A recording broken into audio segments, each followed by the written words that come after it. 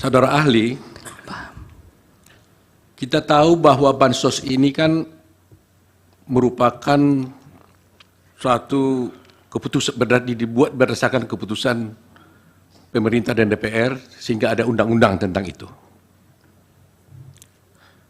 Sebagai undang-undang, tentunya ini dibicarakan baik oleh pemerintah, di DPR, dan di DPR itu di sana semua ada fraksi-fraksi, semua partai-partai ada di sana. Baik PDIP, baik PKS, Demokrat, semua partai ada di sana. Diputuskanlah tentang adanya bansos ini. Kemudian tentunya sebagai keputusan dan sebagai undang-undang, tentunya pemerintah wajib untuk melaksanakan undang-undang itu. Lantas dari tadi penjelasan ada ahli mengatakan seakan-akan ada yang salah kalau pemerintah melaksanakan bansos ini. Pertanyaan saya adalah, apa salahnya pemerintah kalau melaksanakan ketentuan undang dengan menyalurkan bansos ini? Bansos ini tadi saudara pakai teori tentang teori pork barrel. Yang mana tadi diceritakan di luar negeri itu adalah dilakukan oleh beberapa senator dan sebagainya. Sedangkan di sini ini adalah pemilihan presiden. Penggelontoran bansos itu bukan dilakukan oleh salah satu segmen tertentu, tapi oleh pemerintah yang di-backup dan didasarkan pada undang-undang. Dan dibicarakan oleh semua partai yang ada di sana. Sehingga tidak ada nuansa untuk menguntungkan satu orang saja, tapi berlaku bagi semua pihak yang ikut dalam pilpres tersebut. Lantas pertanyaan saya, apa yang salah? Kenapa apa dasar saudara menyalahkan pemerintah ketika dia melaksanakan undang-undang dan menyalurkan bansos sesuai perintah undang-undang kepada masyarakat? Itu aja pertanyaan saya. Terima kasih. Disambung oleh pertanyaan dari rekan saya yang di atas. Satu lagi kalau masih ada. Cukup? Baik, Yang Mulia. Menyambung dari pertanyaan rekan sejawat kami Prof. Otto, saya ingin bertanya kepada ahli. Saya sangat tertarik dengan teori gentong babi yang dipaparkan oleh ahli. Pertanyaan saya, pada tahun 2004, SBY bisa memenangi Pilpres atas Megawati. Apakah teori gentong babi ini juga berlaku? Yang kedua, tahun 2014 Jokowi menang atas SBY dalam Pilpres. Dan kita ketahui bahwa Jokowi bukan petahana atau didukung petahana. Demikian juga SBY waktu itu juga bukan petahana dan bukan didukung oleh petahana waktu itu Megawati. Apakah berlaku juga teori gentong babi ini?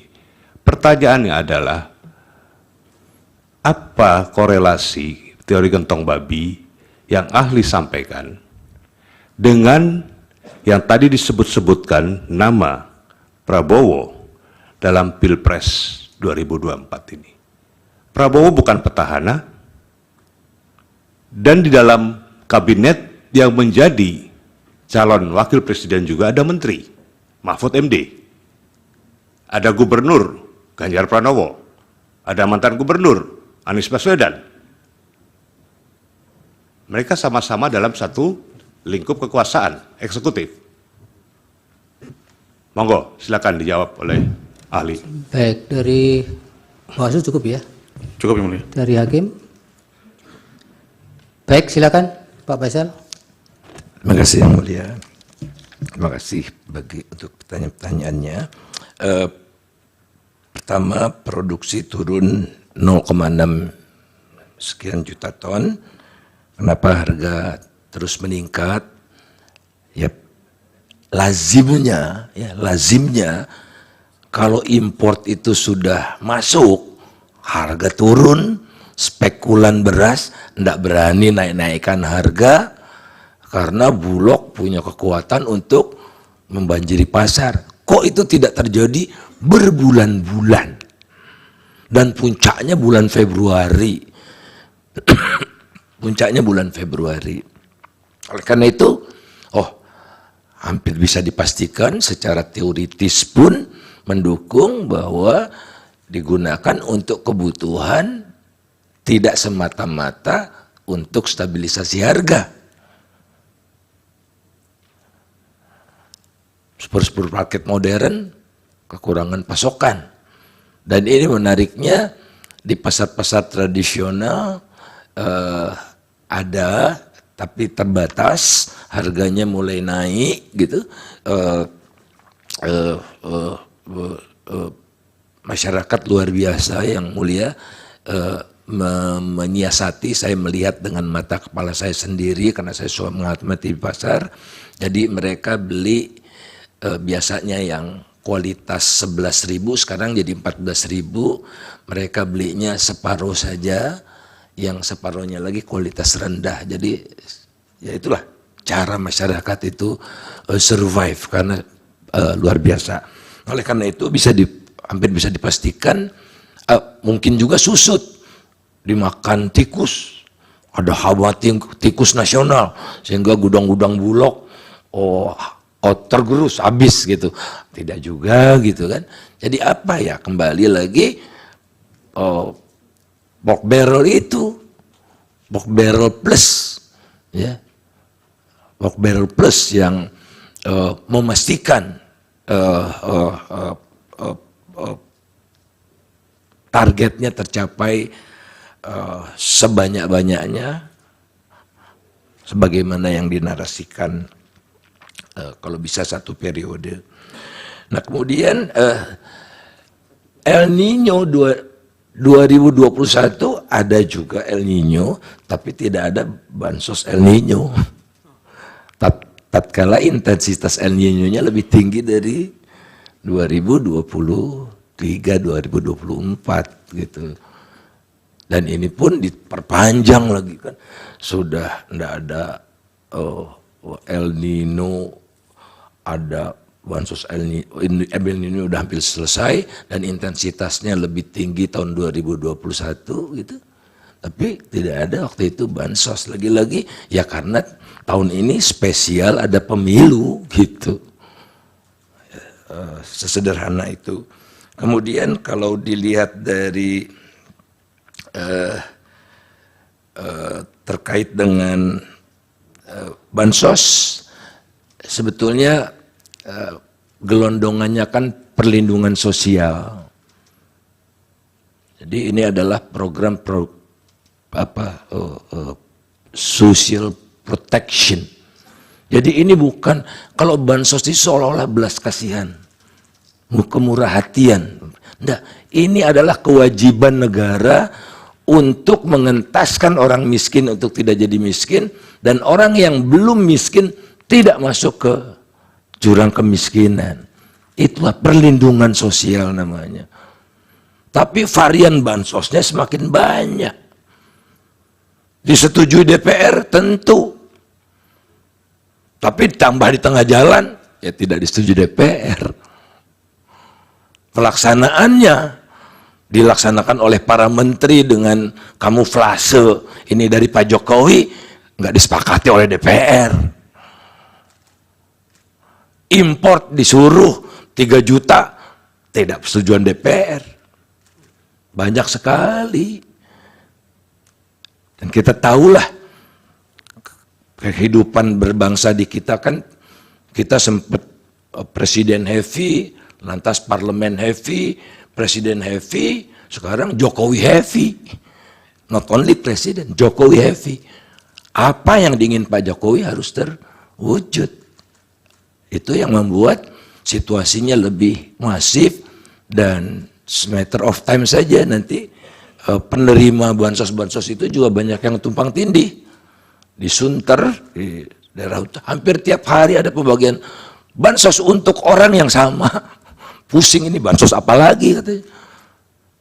Orangnya itu juga kan, yang miskin itu kan, yang miskin. Kemudian kalau yang bagi-bagi lempar seperti ngasih makan bebek, ya, itu cuma ada di Indonesia, itu dilaksanakan oleh presiden sendiri. Betapa tidak beradabnya manusia Indonesia di mata Pak Jokowi. Udah biasa. Dan intensitasnya tahun ini luar biasa. Intens, bahkan pernah berkantor di salah satu provinsi besar untuk bagi-bagi. Saya sebetulnya ingin cerita tapi tidak etis. Bisa dipersingkat, waktunya sudah habis Pak Faisal. Waktunya baik Bapak, makasih. Masih terakhir tadi pertanyaan pihak terkait yang belum terjawab, bisa diberi waktu 1-2 menit. Tong babi.